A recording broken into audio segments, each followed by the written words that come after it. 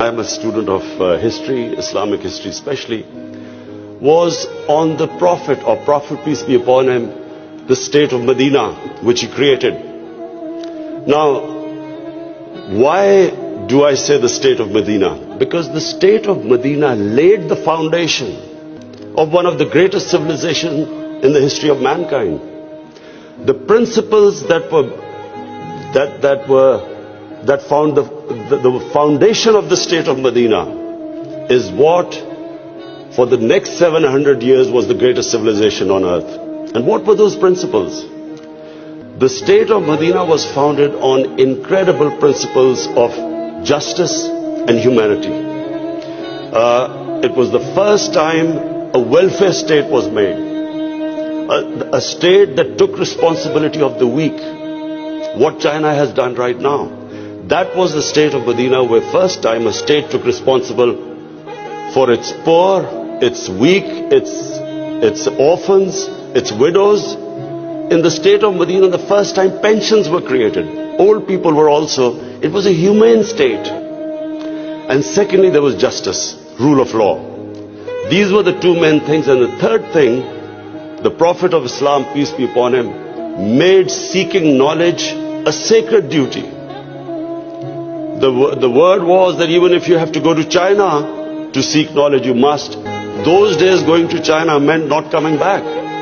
So the emphasis on seeking knowledge. For the next 700 years, all top scientists were Muslims. And that was the state of Medina. It laid that foundation.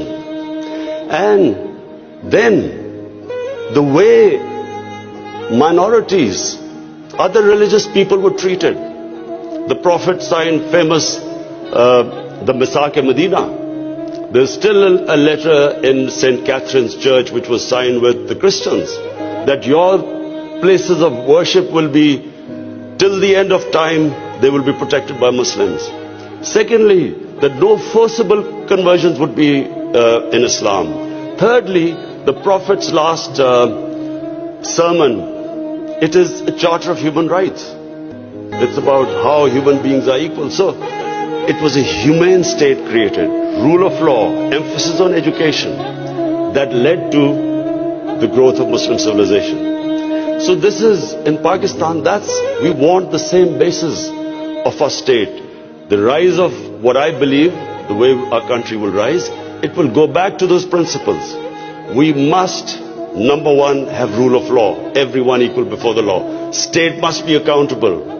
We must have a welfare state where the state must take responsibility of its poor people. Half our population is on the poverty line or just above, and about 25% are below the poverty line. The state must take responsibility. All policies of the state must be like in China. How do we lift the people from the bottom? And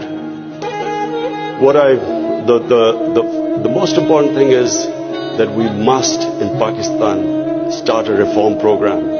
Reforms are painful, but it is essential if we have to get out of our current problems. So, first of all, I joined politics in '96. From '96 to 2013, there was a very small party. Most of the time it was one step up and 3 steps down. The first election I contested, we were wiped out. Second election, 5 years later contested, we had only 1 seat. Third election we boycotted, and most of the time people made fun of me, thought we would never make it, because I'm an outsider. I wasn't from the political class. But one big lesson from sports which I learned, you only lose when you give up. So,